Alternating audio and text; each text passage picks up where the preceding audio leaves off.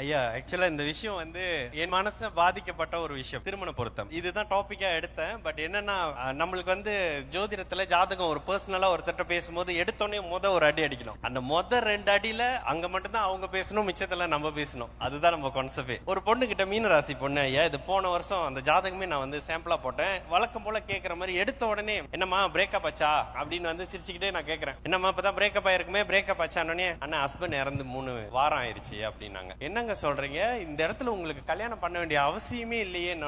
ஒரு விஷயம் சொன்னாங்க. ஆக்சுவலி இதுதான் என்னோட டாபிக். வீட்ல எல்லாம் ஃபோர்ஸ் பண்ணாங்க, இந்த நேரத்தை விட்டுட்டா இதுக்கப்புறம் கல்யாணமே இந்த பொண்ணுக்கு நடக்காது. பொண்ணுக்கு 27 வயசு, இப்ப விட்டுட்டா 27 வயசு விட்டா இதோட பொண்ணுக்கு கல்யாணம் நடக்காது அப்படின்றது தான் அவங்க அந்த பொண்ணு சொன்ன ஒரு விஷயம் அப்படின்னு சொல்லி என்ன கல்யாணம் பண்ணி வச்சாங்கன்னு. அம்மா அடுத்து வர்ற தசையும் இங்க பாத்தீங்கன்னா 8ஆம் அதிபதி தசமா, உங்களுக்கு ஜென்ம சனி அவருக்கு 8ஆம் இடம் கடுமையா கெட்டு போயிருக்குது. இது கண்டிப்பா பிரிவு இழப்ப பண்ணக்கூடிய இடம் தானே. அதை தான் நான் சிரிச்சுக்கிட்டே என்ன பிரிஞ்சு போயிட்டீங்களா, இழந்து போயிட்டீங்களா அப்படின்ற மாதிரி கேட்டேன். ஆனா நீங்க இப்படி பதில் சொல்லுவீங்க, நான் கடவுள் இல்ல, எடுத்தோன்னே அவர் இறந்து போயிட்டாருங்கன்னு சொல்ற அளவுக்குலாம் நான் பெரிய ஆள் இல்ல. நான் இந்த மாதிரி தான் என்னோட கான்வர்சேஷன் இருக்கும். பிரிஞ்சிருப்பாங்களே அந்த மாதிரி இருப்பீங்களேன்னு. தயவு செய்து திருமண பொருத்தம் ரொம்ப சென்சிட்டிவ்ங்க. ஒரு 20-30 வருஷம் ஒருத்தருடைய வாழ்க்கையே நிர்ணயிக்க போறது. ஒருத்தருக்கு வேலை பிரச்சனை ஆயிட்டா கூட அடுத்த 2-3 வருஷத்துல வேற வேலை தேடிடுவாரு. இந்த கல்யாண பொருத்தம்ல தயவு செய்து இதுக்கு நான் நிறைய பாயிண்ட்ஸ் வச்சிருந்தேன். அவங்களோட லக்னம், லக்னாதிபதி அதெல்லாம் வச்சு சில விஷயங்கள் இருக்கு. ஆனா பாட்டி இறந்து போறதுக்குள்ள நான் கல்யாணம், இதெல்லாம் என்கிட்ட வர்ற ரீசனுங்க ரொம்ப நான்சென்ஸா இருக்கும்.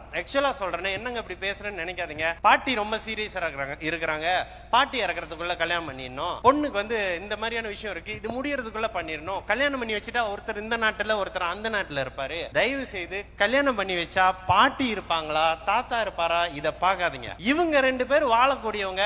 அடிச்சாலும் புடிச்சாலும் அந்த வீட்டுல எப்படி இருக்க போறாங்க, அடுத்து ஒரு 20 வருஷம் இருக்க போறாங்களா இல்லையான்றத தயவு செய்து பார்த்து பொறுத்துங்க. இதுக்கு நீங்க அந்த மாதிரியான சம்பவங்கள்ல பாதிக்கப்பட்டிருந்தீங்கன்னா மட்டும்தான் அந்த அனுபவம் வரும். இதுதாங்க இன்னைக்கு நான் டாபிக் வச்சது. இதுதான். கண்டிப்பா இதை பத்தி ஏதாவது ஒரு இடத்துல பேசுவேன். கல்யாணம் பண்றாங்களா இப்ப வரைக்கும் ஜென்ம சனி, அஷ்டம சனி, குறிப்பா அஷ்டம சனி நான் ஒத்துக்கவே மாட்டேன். ரொம்ப பார்த்த பிறகு 2 பேரும் கல்யாணம் பண்ணி அங்கங்க இருப்பீங்களா அப்படின்னு கேட்டா, ஆமா வேலை விஷயமா 3 வருஷம் இப்படி இருப்போம்னுவாங்க. அவங்க மட்டும் கல்யாணம் பண்ணுவீங்க, ஒரு வாரத்துல வெளியே போயிருவீங்கன்னு சொல்லுவேன். இதனை தவிர்த்து ஜென்ம சனி, அஷ்டம சனின்னு வந்தா 6-8 என் கண்ணு தேடும். சஷ்டாஷ்டகம் இருக்கா, 6-8 இருக்கா, அந்த தசாநாதனுக்கு 12ல ஒரு கிரகம் இருந்தா கூட அது ஏதாவது பண்ணுமான்றத என் கண்ணு ரொம்ப தேடும். ஏன்னா பாதிக்கப்பட்டவங்க அழுவும் போது என்னடா லைஃப், இப்படி ஒரு லைஃப்ன்ற மாதிரியான விஷயம். ஒரு ஐயா சொன்னாங்கல்ல, ஒரு ஜோதிடர் மனநல அமைப்புகள்ல இருப்பாரு, மனோ தத்துவ நிபுணரா இருப்பாருன்னு சொன்னாங்கல்ல. அந்த மனோ தத்துவ நிபுணருக்கும் ஒரு மனசு இருக்கும். அந்த நாளையே அந்த ஒரு கன்சல்டேஷன் ஸ்பாயில் பண்ணும். அதோட என்ன சுத்தி இருக்கிறவங்க கிட்ட எல்லாமே சொல்றதெல்லாம், எதுக்கு இப்படி ஒரு கல்யாணத்தை பண்ணி வச்சு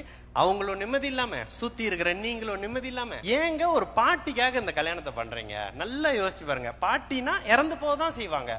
200 வயசு 300 வயசு பாட்டி இருக்கிறாங்களா? இல்ல.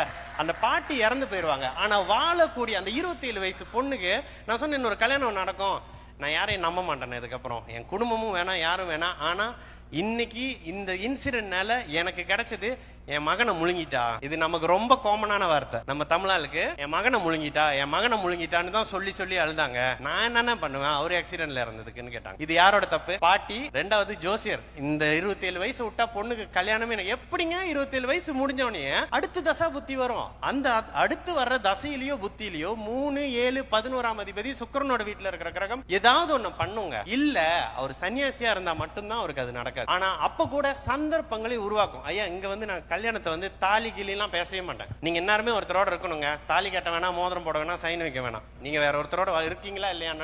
என்னன்னா அம்மா மண்ணு கேக்குறீங்க, என்னன்னா அவரு மண்ணு கேக்குறீங்க, இவரு மண்ணு கேக்குறீங்கன்னு. இதுதாங்க ஜோஷியமே தவிர பாட்டி போறதுக்குள்ள கல்யாணம் பண்ணி வைக்கிறதோ, இப்ப விட்டுட்டா கல்யாணமே இல்லைன்னு சொல்றதோ இல்ல.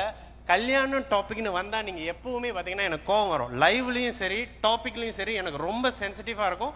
ஏன்னா காரணம் இல்லாம பாதிக்கப்பட போறவங்க அந்த தம்பதியர். இது மைண்ட்ல வச்சுக்கிட்டு யாரு திருமணம் பொருத்தம் பார்த்தாலும் ஜென்ம சனி, அஷ்டம சனி, 6-8 தசை, பாபத்துவ தசை, சஷ்டாஷ்டக தசை, இதெல்லாம் தயவு செய்து கருத்துல வச்சுக்கிட்டு ஒருத்தவங்களோட வாழ்க்கையை நிர்ணயம் பண்ண போறீங்க. அந்த 2 ஜீவன் அந்த குடும்பத்தை ரிப்ரசென்ட் பண்ண போறாங்கன்றத மைண்ட்ல வச்சுக்கிட்டீங்கன்னு வச்சுக்கோங்களேன், உங்களுக்கு கல்யாண பொருத்தம் எப்படி சேர்க்கணும்ன்ற விஷயம் யாருமே சொல்லி கொடுக்காம தானா புரிஞ்சிடும். இவ்வளவுதாங்க என்னோட கருத்து.